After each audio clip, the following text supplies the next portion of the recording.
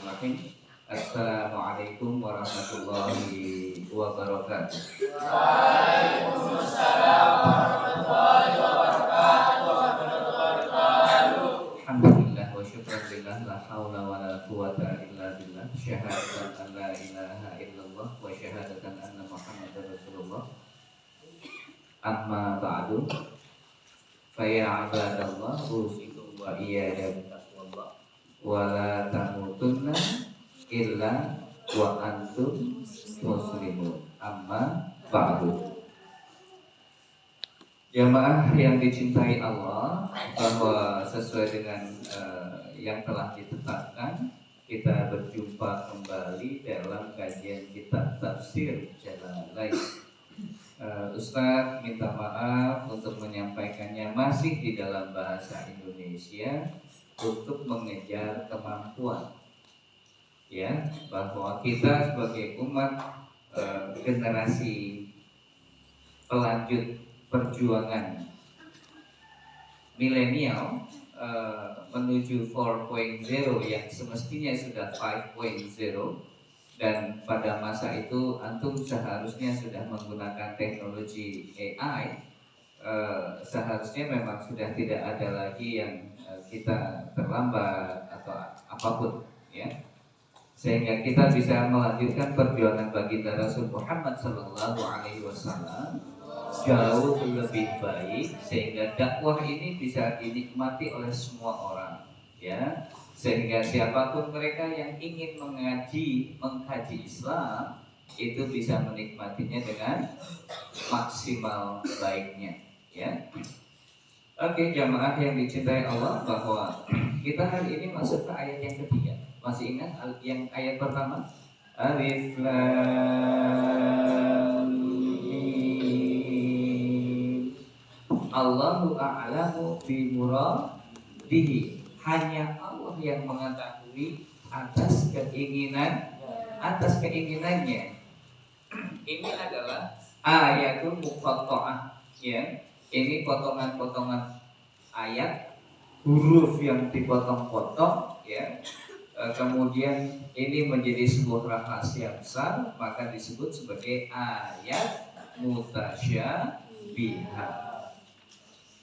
Kita tidak diperkenankan oleh para alim ulama untuk mengeksplor sesuai dengan keinginan kita mentafsirkan 3 huruf tersebut, ya, tidak boleh memaksa, karena memang judulnya sudah mutasyabihah. Yang kedua adalah dzalika ai hada atau ini. Jadi dzalika itu adalah kata di dalam bahasa Arab, di dalam nahwu disebut dengan ismul isyarah, kata petunjuk. Diartikan dalam berbagai terjemahan dalam bahasa Indonesia disebutkan dengan kata demikianlah, atau itulah, atau inilah. Al-kitabu alladzi yaqra'uhu Muhammad, ya. Al-kitabu maka disebut yaqra'uhu Muhammad. Ini penjelasan saja. Ketika dzalika apa itu, gitu. Demikianlah, apanya yang demikian? Al-kitabu, kan gitu, ya. Kitab itu yang mana? Kitab yang mana? Alladzi yaqra'uhu Muhammad. Alladzi yang yaqra'uhu, dia membaca, hu-nya, yaknya, domirnya kembali kepada baginda Rasul Muhammad Sallallahu Alaihi Wasallam. Sementara kata hu, domirnya, penggantinya kembali kepada Alkitabu. Paham, ya? Oke. Muhammad. Nah, yaqra'uhu, dia ini siapa? Dia ini Muhammad bin Abdullah, Nabi yang memang Allah utus sehingga menjadi rasulnya untuk semua manusia sepanjang zaman. Alhamdulillah kita dipilih menjadi umat Muhammad, ya. La raiba, la syakka. Ini adalah penentuannya. Ini kata yang sangat menentukan. La raiba, la tidak, raibun keraguan, no doubt at all. Even on the doubt in Quran, nothing. No useless thing, nothing useless in Al-Quran.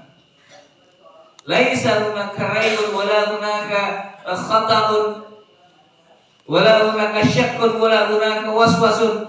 Tidak ada yang membuat was-was, tidak ada keraguan, tidak ada kesalahan sekecil apapun secara logika nalar manusia.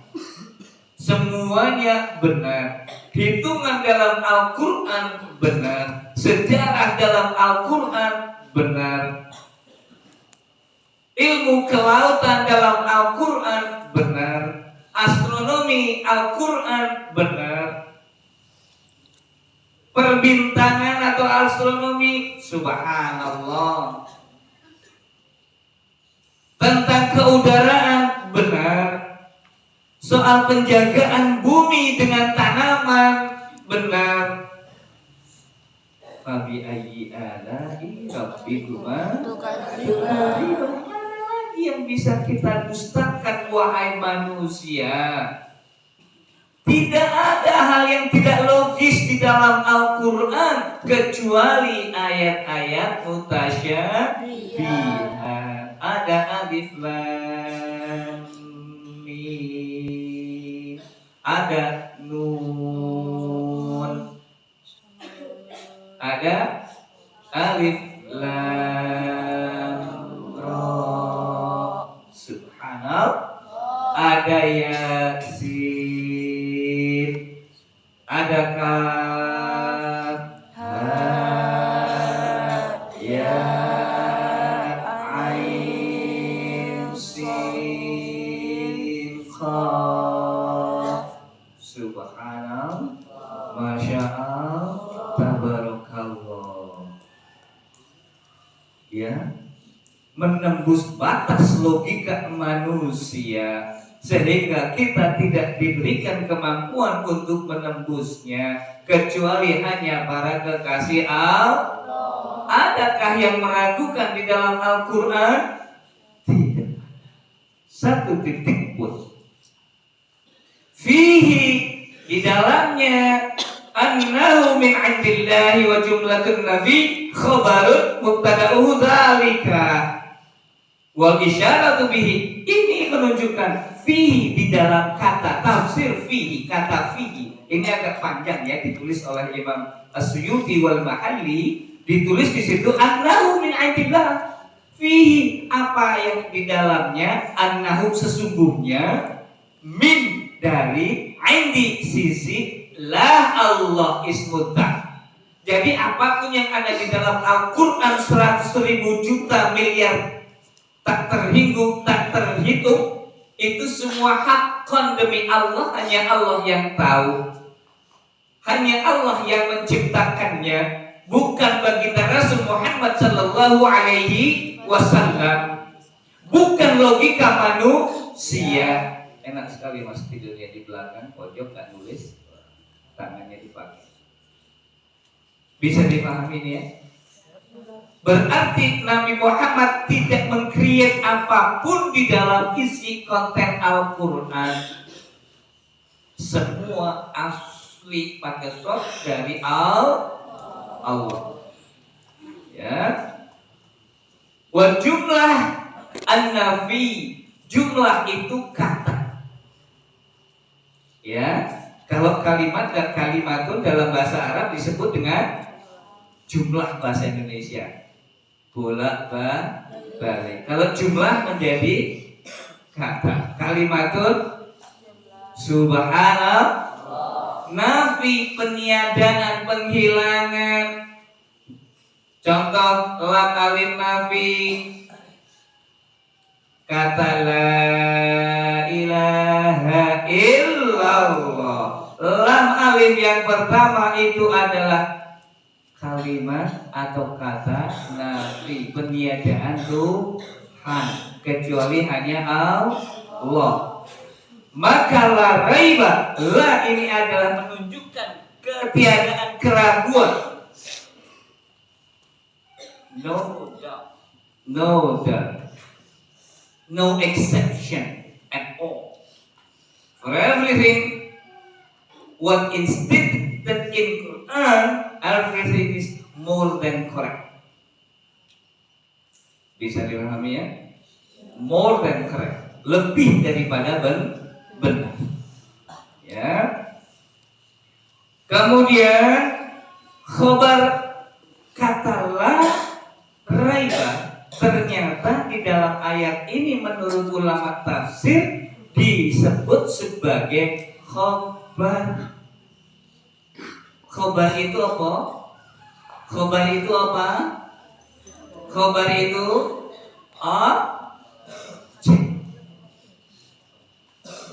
mubtada'uhu zalika. Zalika itu yang mana? Alkitabu. Mubtada'nya zalika, khabarnya la raiba. Kata zalika dipergunakan wal isyaratu bihi lita'dimi. Kata zalika dipergunakan oleh Allah untuk ketakziman. Subhanallah, masya Allah, tabarakallah. Hudan ay khobarusanin. Kata hudan ini artinya petunjuk, tetapi kedudukan di dalam tafsir disebut sebagai khobar tsani, objek yang kedua. Ya, aihadin atau ya petunjuk aja maknanya, petunjuk ya, hudan ya petunjuk, a guidance ya. Jadi Al-Quran itu adalah sumber hukum, inspirasi yang harus ditelusuri. Al-Quran bukan hanya hukum, tetapi dia sumber hukum. Ya, dia bukan pengetahuan, tetapi sumber pengetahuan. Astagfirullahaladzim.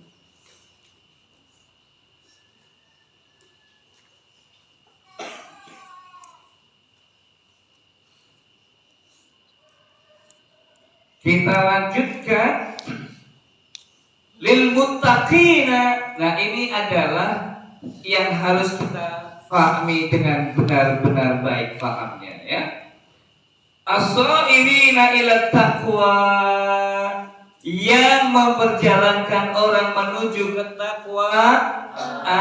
Takwa itu menjauhkan diri dari hal yang tidak berguna, menjaga diri dari hal yang keliru, yang salah. Ustaz, kalau saya terlibat pada kesalahan terus yang sama, saya bukan orang yang bertakwa dong? Iya, belum menjadi orang yang bertakwa. Orang yang ciri-ciri orang bertakwa itu yang pertama, ini menurut Gus Bahar, adalah orang yang tidak melakukan kemusyrikan. Kalau ada di antara kita yang masih sering menggunakan kata untung ada ente, aneh selamat, berarti masih ada syirik kecil. Ya, untung aja bawa tasbih bisa tuh latihan pikiran, ini syirik kecil. Untung bawa checker, counter jadi bisa pikiran. Bukan untung mah jadi tukang aja di sini Pak Untung ya. Bukan yang menolong kita. Dia tidur nggak bisa ngapa-ngapain. Bahkan kalau Pak Untung kita minta tolong 3 tempat sekaligus nggak mampu. Maka yang harus kita ucapkan adalah kata alhamdulillah. Apalagi kalau kemudian dan kalau nggak pakai kalung tasbih, rasanya itu pasti ada sesuatu yang akan menjatuhkan saya. Kalau saya nggak bawa tasbih, ini nanti ada aja orang yang ngejahatin saya. Kalau saya nggak pakai peci, nanti nggak ada orang yang ngormatin saya. Bahkan hati-hati. Kalau kita juga terjebak, untung aja tadi kita sholat. Coba kalau kita kagak sholat, kecelakaan kita di jalan besar. Ya, Kecelakaan. maksudnya itu ya. Orang hidup biasa utarakan susah ngomong kecelakaan ya. Ya, biasanya kecelakaan. Apalagi kemudian kita datang kita mau ujian. Bro, sister, kita ke itu tuh ada pohon yang gede yang warnanya kuning. Tuh kan biasanya pohon itu kalau udah tua itu kan daunnya kuning tuh. Tapi dia semakin besar, semakin tua, daunnya jadi merah. Oh, dia punya tuah itu. Kita duduk di sana minta supaya kita diluluskan. Ini musyrik, kabir, menduakan Allah. Oh, kita kalau di berenang nih, kita duduk semedi di tengah sungai ini, kita wiridan minta sama yang menjaga sungai. Kita akan jadi wali seperti Wali Songo itu, Kiai Sunan Kalijogo. Boro-boro jadi Sunan Kalijogo. Ya, kita masuk neraka.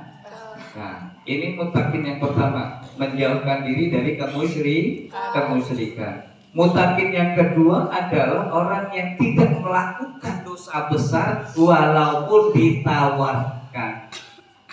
Jadi pejabat datang orang, Pak, ini ada uang 1 triliun, tolong loloskan perusahaan kami menjadi pemenang tender. Haram.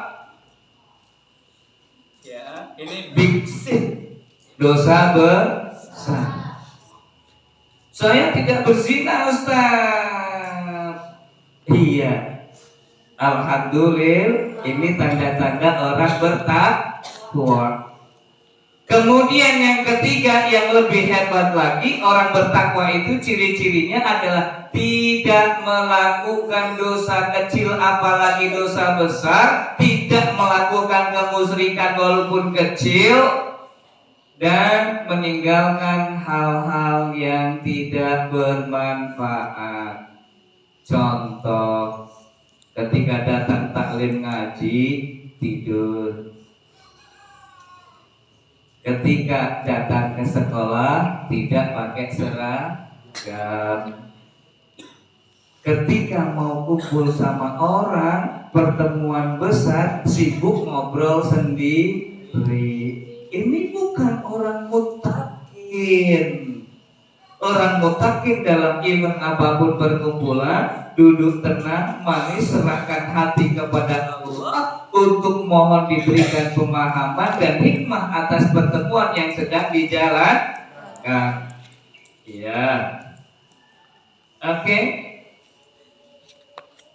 Bimtithalil awamir, bil imtithalil awamir, dengan melaksanakan semua perintah-perintah, wajtinabun nawahi, dan menjauhkan diri daripada seluruh larangan-larangan. Jamaah yang dicintai Allah, kita hidup dimanapun ada perintah, ada larangan. Antum tinggal di kutub utara menjumpai dua hal tersebut. Antum ke Amerika, masya Allah, ribet dah. Ya, kita mau ke Jepang ribet dengan aturan perintah dan larangan. Indonesia sendiri kalau kita mau baca aturannya, maka ribetnya naudzubillah. Yang pertama perintah dan perintahnya ada di UUD 45 dari pembukaan sampai pasal penutupan. Yang kedua Pancasila full daripada perintah. Larangan-larangan diterjemahkan oleh DPR MPR masuk ke dalam semua departemen kementerian sehingga kita bisa duduk di sini untuk belajar dengan tenang. Begitu. Ada pertanyaan? Is there any question? Hal hunaka soal. Sudah lebih 1 menit. Silakan ada pertanyaan.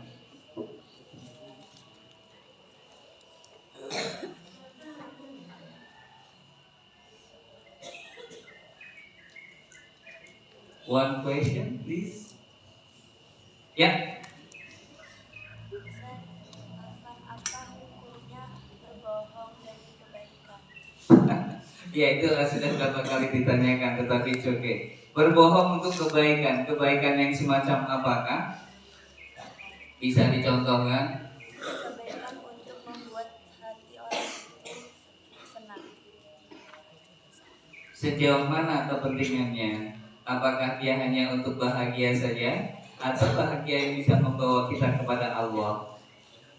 Teman kita stres nih, tapi karena gaya hidupnya, karena lifestyle-nya, orang tua memberikan kemampuan, misalkan kemampuan orang tua memberikan si A ini uang dalam 1 bulan 1 juta. Udah luar biasa toh? Alhamdulillah. Kira-kira kalau 1 juta di BBI gemuk tidak? Banget ya. Tapi karena dia gaya hidupnya tidak sesuai dengan kesantrian, maka akan terjadi kendala. Kenapa? Dia minta tolong tuh sama ustadznya, sama orang tua yang datang. Pak, minta tolong. Om, minta tolong. Sama Pak Beser misalkan. Om Beser ganteng deh. Ganteng sekali. Black sweet Om Beser gitu. Iya, kenapa? Beliin dong Om Beser dawet yang di depan itu sama nasi padang, sama ada mixue, sama cincuriki, apa yang mie pedes apa namanya? Wah ya itu gacoa. Setiap hari dia berpesan kepada orang-orang untuk mengirimkan makanan dari uang 1 juta. Cukup tidak 1 bulan? Kemudian ketika uangnya habis dia berundung duka. Apakah perlu kita mengarang cerita supaya dia bahagia? Tidak. Ya, no need to lie to make someone happy. Ya, tetapi kalau kemudian ada teman kita yang baik sedih, maka kita sampaikan kebenaran Allah. Tidak perlu kebohongan. Karena yang bohong nanti tetap ketahuan. Nanti kalau ketahuan, sister ente waktu itu ngasih tawaannya biar cuma nanti ketawa ya, padahal bohong ya gitu. Iya habis gimana? Habis gimana itu nangis 23 hari? Wah asik dong. Asik aja kita ketawa. Ya boleh, tapi tingkat keperluannya sejauh mana? Kita bisa membuat berbagai cerita yang nyata. Cerita tentang kesedihan kehidupan ketika zaman Rasulullah, subhanallah banyaknya bukan main. Ketika kita turun ke zaman Khulafaur Rasyidin, begitu banyak cerita yang memotivasi perjuangan.